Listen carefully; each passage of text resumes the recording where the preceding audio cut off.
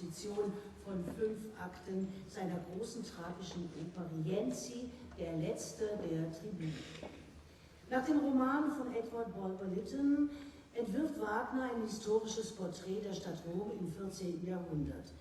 Mit dieser Monumentaloper wandte Wagner sich bewusst von den Beschränkungen der Provinzialität ab, die ihn, das Genie, das verzweifelt seiner Entdeckung und Anerkennung harrte und sich in ganz andere Sphären hinwegträumte in den Anfängen seiner Theaterkarriere, von Magdeburg über Königsberg bis nach Riga, ja, die ihn auf den harten Boden der Realität gehalten hatte. So schreibt Wagner in seiner Autobiografie: Dagegen schritt ich nun zur Konzeption des Rienzi und verfuhr in jeder Weise hierbei nach einem so ausschweifend großen theatralischen Maßstabe, dass ich mir jede Möglichkeit abschnitt, mein Werk anders als auf einer der größten Bühnen Europas aufzuführen. Es wurde zwar nicht Paris, aber doch immerhin Dresden, wo der Rienzi am 20. Oktober 1842 seine triumphale Uraufführung erlebte. Diese sagenumwobene Premiere, die zu Wagners größten Erfolg zu Lebzeiten werden sollte, dauerte von 18 Uhr bis nach Mitternacht. Länger noch, als die Götterdämmerung später werden sollte. Aber keine Angst, meine Damen und Herren, heute werden Sie ein wenig früher nach Hause kommen.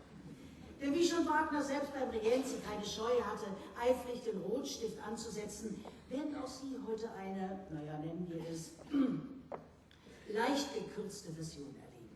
Und um Sie in Sachen Handlung auf dem Laufenden zu halten, werde ich Ihnen mit ein paar Erläuterungen zur Seite stehen. Wir befinden uns also in Rom Mitte des 14. Jahrhunderts. Kein Papst weit und breit, denn seit 1309 regieren die Oberhäupter der Christenheit ihre Schäfchen von Südfrankreich, genauer gesagt von Avignon aus. In diesem Machtvakuum, das durch den Abzug der Päpste in der ehemals heiligen Stadt entstanden ist, kämpfen verschiedene Adelsfamilien um die Vorherrschaft. Unter ihnen die Orsini und die Colonna. Zu Beginn des ersten Aktes steigt Wagner gleich hochdramatisch ins Geschehen ein. In einer nächtlichen Straßenszene vor dem Haus des Titelhelden Rienzi erleben wir, wie die Anhänger der Orsini und ihre Rivalen, die Colonna, einen Einbruch wagen, um eine junge Plebejerin in ihre Gewalt zu bringen. Irene, Rienzis Schwester, ist das Ziel ihrer Gelüste.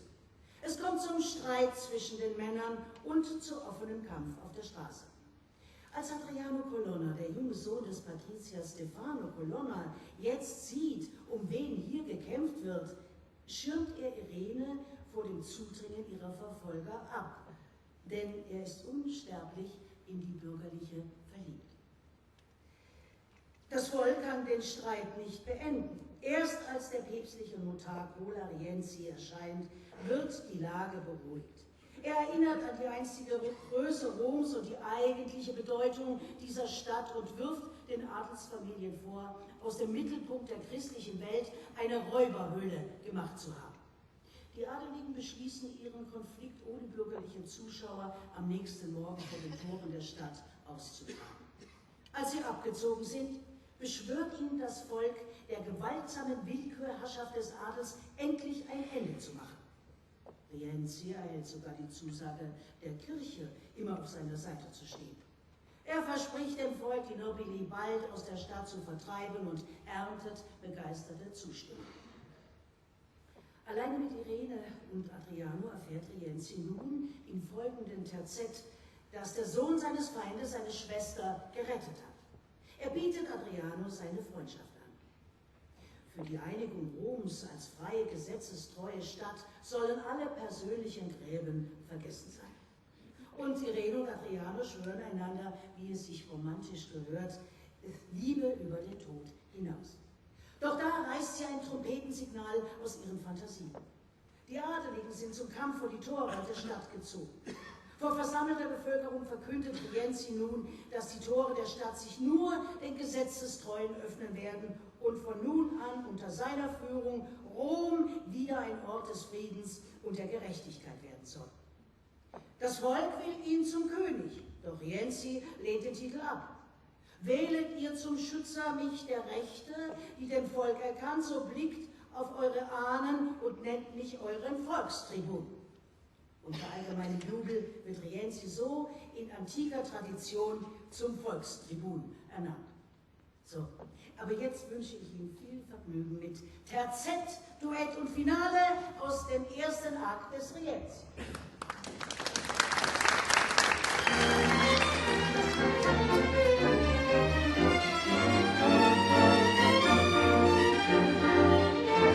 O Später, sprich, was dir geschah, welch Leid dir erst angetan.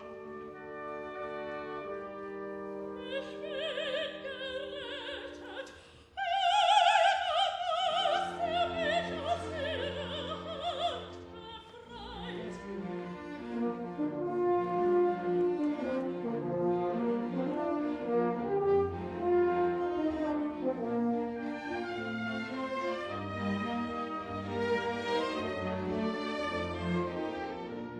Adriano, du, wie ein Colonna beschützt ein Mädchen vor Entbehrung.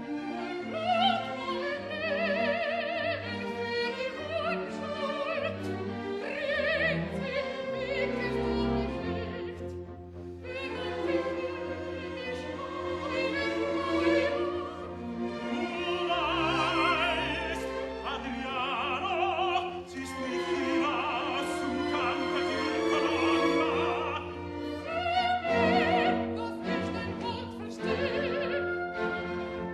Erkenn mir, was du ihm bewirkt, dass ich es habe, wer du bist und doch dein Feind nicht werden kann. Ich kann das stets nur erwähnen dich. Du bist kein Gräuel in der Rechten. Adriano, Adriano, darf ich freudig wenden. Rienzi,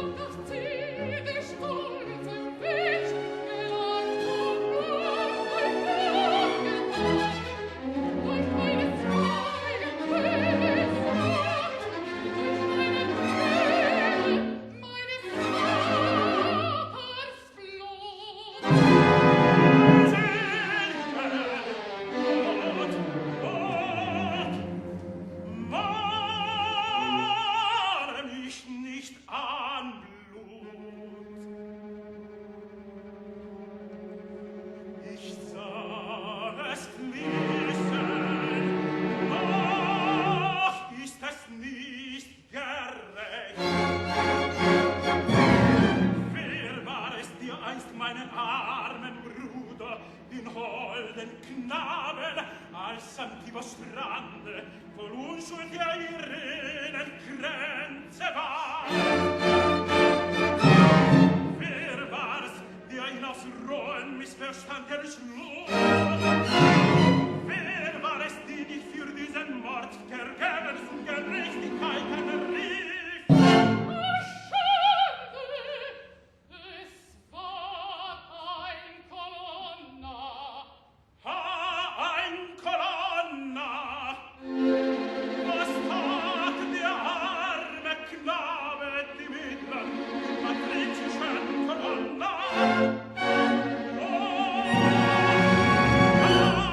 Adriano di Colonna, ich tauchte diese Hand tief in das Blut, das aus dem Herzen meines Bruders quoll, und schwor einen Eid.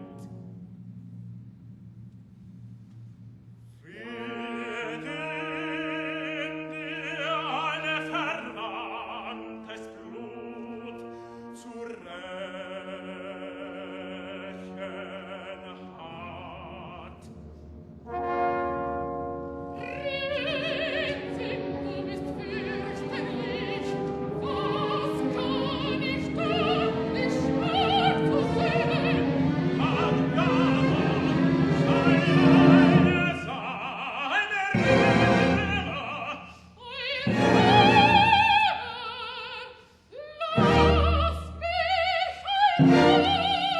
Mann sein. Was steht in deiner Brust, in meines Röhre? Es steht in meiner Brust, ich schwach dir mein Gesetz, und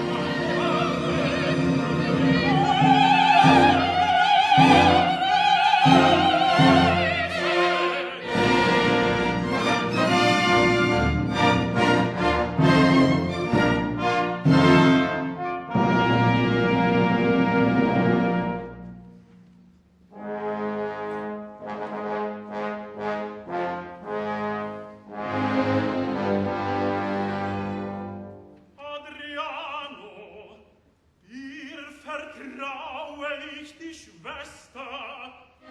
Du rettetest vor Schmach und Schande sie, so schütze sie noch jetzt. Dies ein Beweis, dass ich für edel, frei und groß dich halte.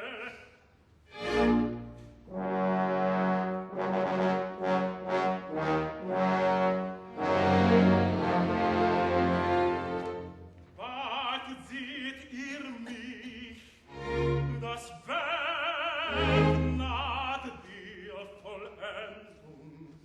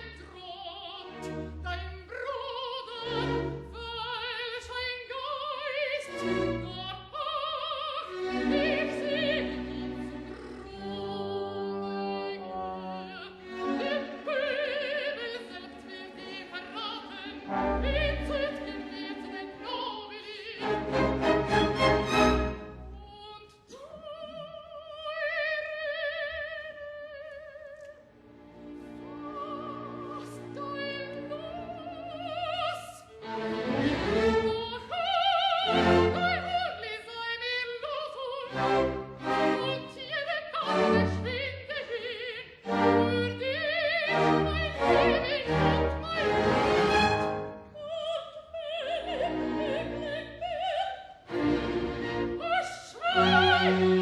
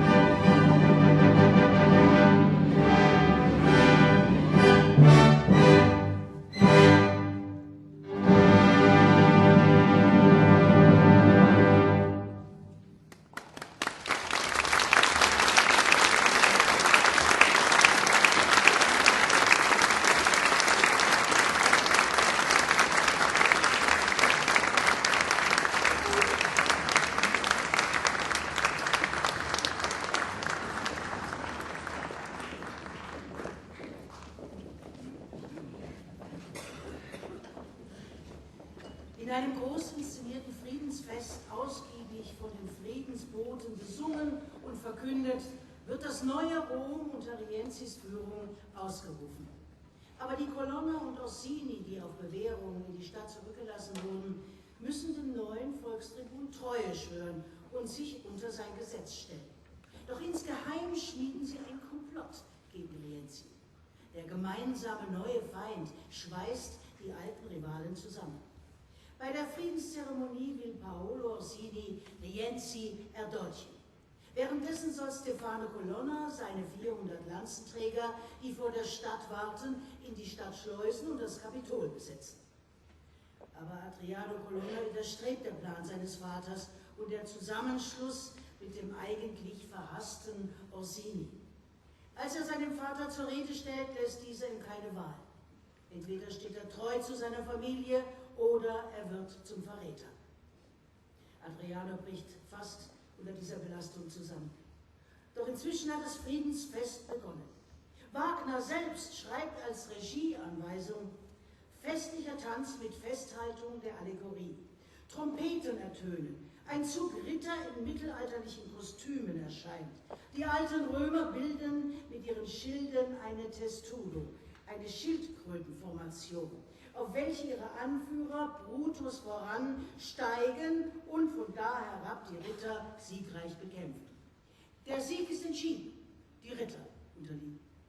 Der Friede erscheint, ihm folgen Jungfrauen in gemischt antikem und mittelalterlichem Kostüm. Der Frieden versöhnt die Alten mit den neuen Römern. So, und jetzt begeben wir uns zum trügerischen Friedensfest ins antik-mittelalterliche Rom zurück. Es folgen Introduktion, Szene und Terzett sowie der Gladiatorenkampf aus dem zweiten Akt des Rienzi.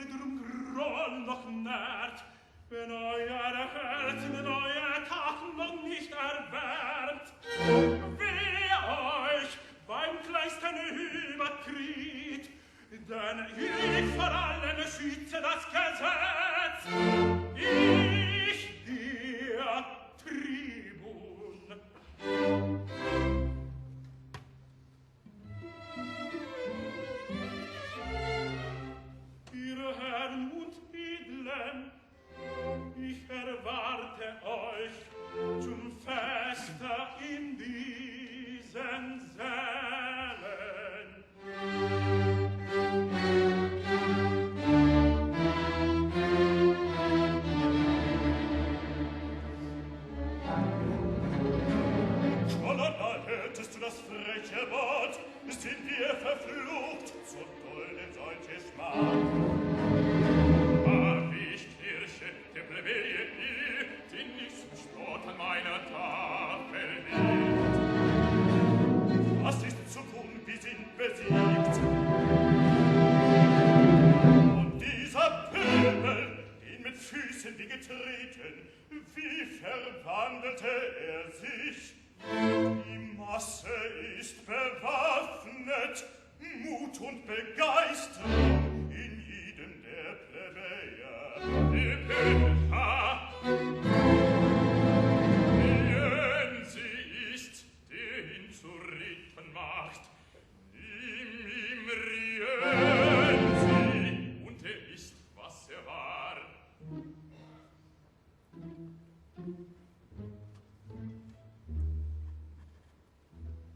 So werde denn auf ihn allein der Streich zu fühlen, der uns frommt.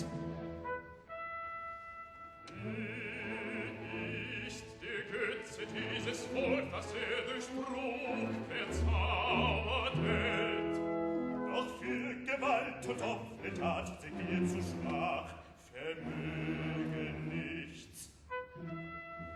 Was bleibt uns übrig, tötet ihn inmitten dieser Narrenbrut, denn nicht die Pracht uns der Preis. Du sprichst wahr, und diesen Stoß verführt ihn sicher wohl als ich. Heut ist das Beste diese Tränen, schließt euch auf mich, ich fehle nie. 400 Lanzen, denen hier die Stadt verschloss, bring ich herein. Besetze schnell das Kapitol, und Rom gehört von neuem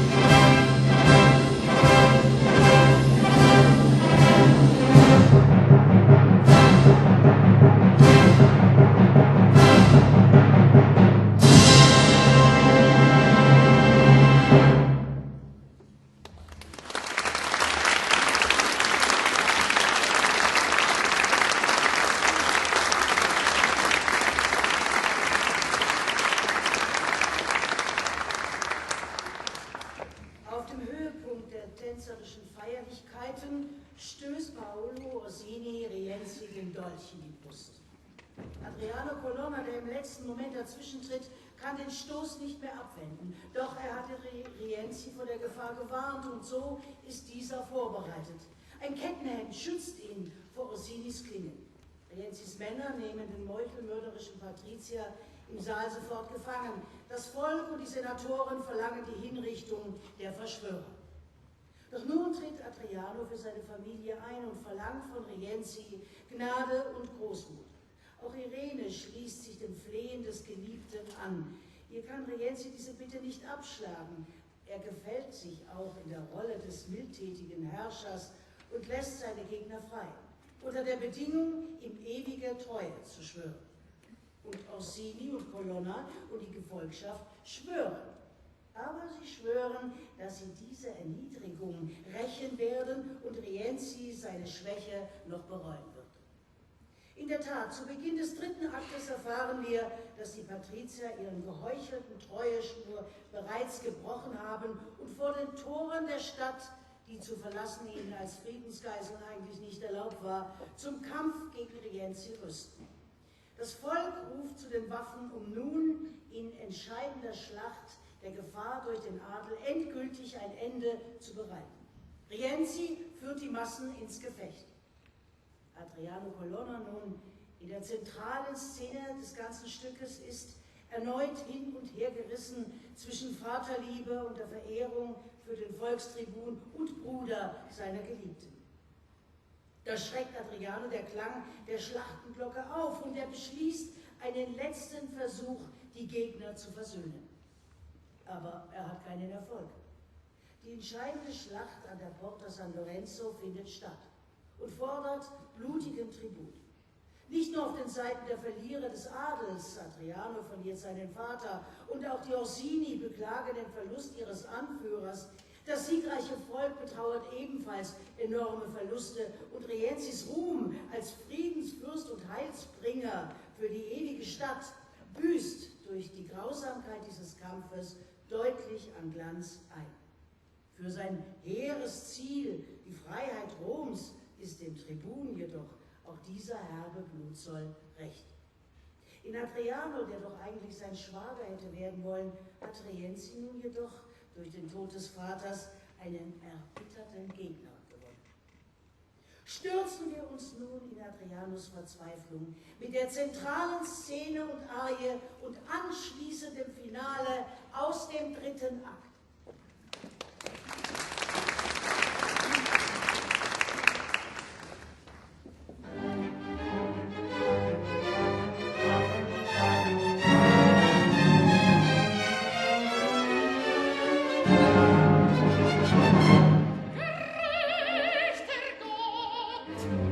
So ist entschieden schon.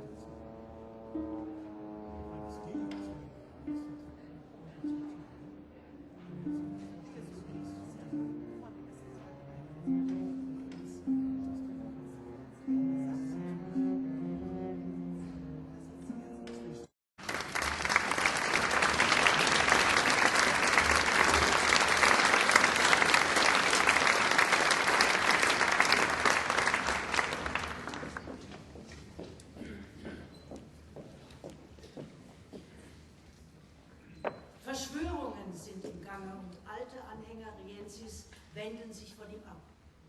Ein Unbekannter hat sie vor den Lateran bestellt. Das Volk betrauert seine Toten und Baroncelli, ursprünglich Verfechter von Rienzis neuem Rom, glaubt, dass der Tribun heimlich mit den Adeligen im Bunde war.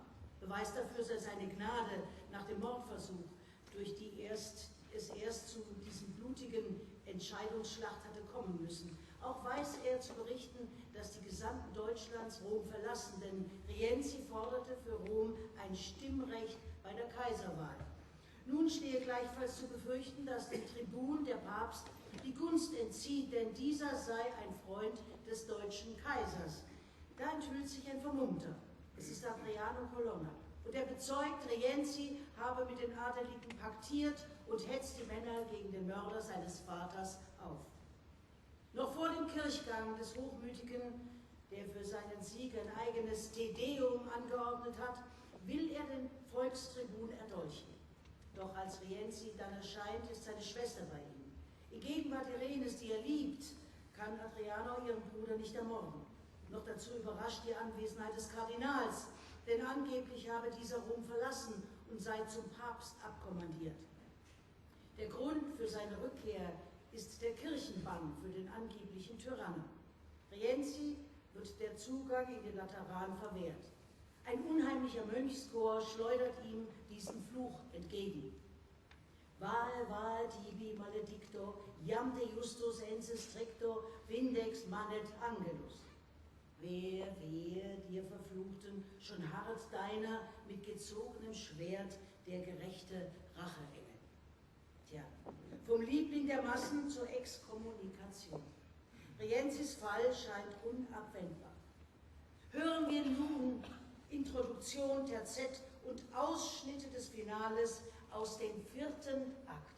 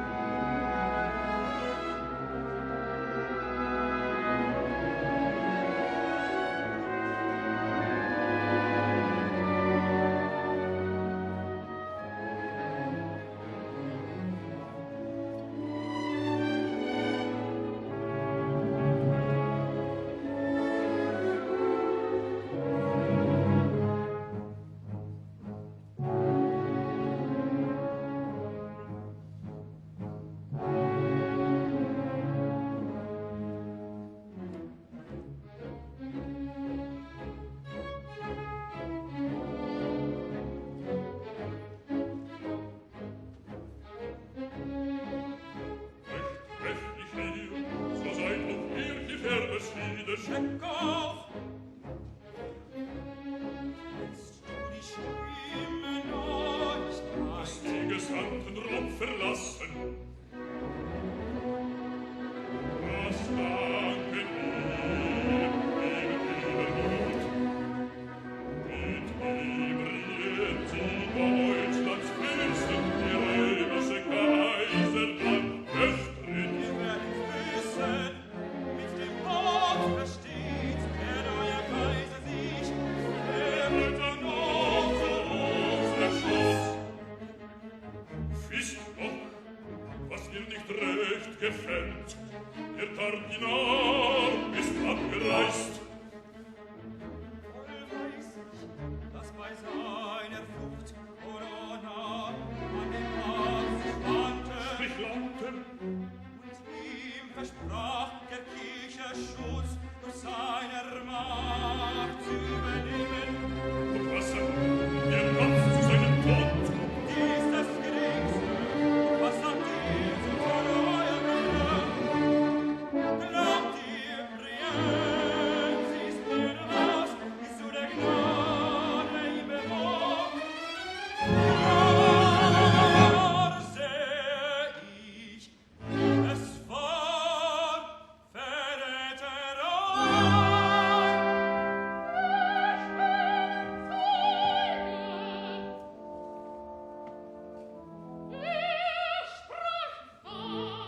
Und wer bist du?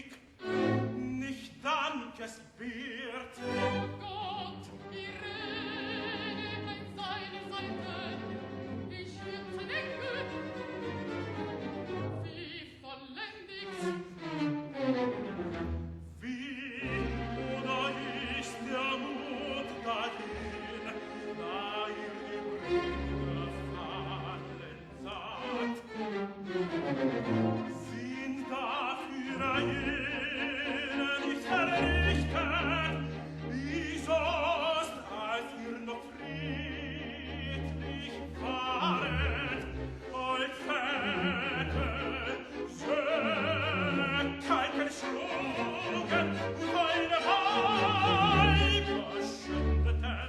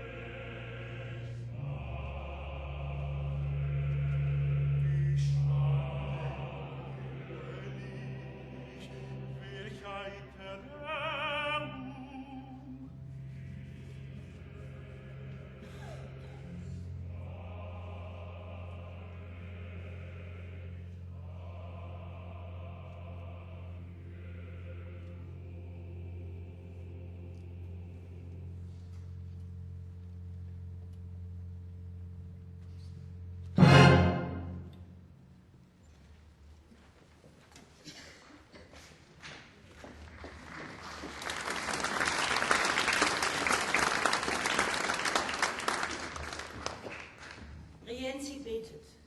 Allein im Kapitol fleht er Gott um Hilfe an, der ihn nach seinem Glauben zum Neuerer des alten Roms erkoren hat. Denn ringsum wächst der Widerstand gegen das neue Rom und gegen seine Herrschaft. Die Masse stürzt den Helden, den sie erst bejubelt hat. Nur seine Schwester bleibt ihm treu. Irene sagt sich von Adriano los und widmet sich von nun an nur noch ihrem Bruder bis zum Tod. Denn schon wird an den Herrschersitz das Feuer angelegt, die Masse tobt und fordert unerbittlich Rache für die toten Bürger. Irene reißt sich vom Geliebten los, als er sie aus den todgeweihten Räumen retten will. Doch durch den Rauch des brennenden Kapitols folgt ihr Adriano. Als Rienzi mit Irene vor die wütenden Volksmassen tritt, lassen Baroncelli und Cecco ihn nicht sprechen. Sie fürchten immer noch die Macht seiner Worte. Das Volk wirft Steine auf den ehemaligen Heilsbringer. In seinem Zorn beschimpft er sie als entartet. Sich selbst bezeichnet er als letzten Römer und flucht den Menschen, die er eigentlich regieren wollte. Gemeinsam mit Irene stirbt Rienzi im Feuer des zusammenbrechenden Kapitols. Auch Adriano stirbt in diesen Flammen. Erst in der Götterdämmerung wird Wagner dieses Schlussbild übertrumpfen. Mit dem Weltenbrand der Giebichingenhalle geht nicht nur ein politisches System, sondern eine ganze Welt in Flammen auf. Doch angelegt ist dieses Ende schon in Wagners später mit Missachtung gestrafter Ausufer der Jugendoper und fasziniert, trotz oder wegen auch seiner historischen Konnotationen bis heute. Lassen wir uns nun beeindrucken von Gebet, Duetten und Finale aus dem 5. Akt von Richard Wagners Rienzi.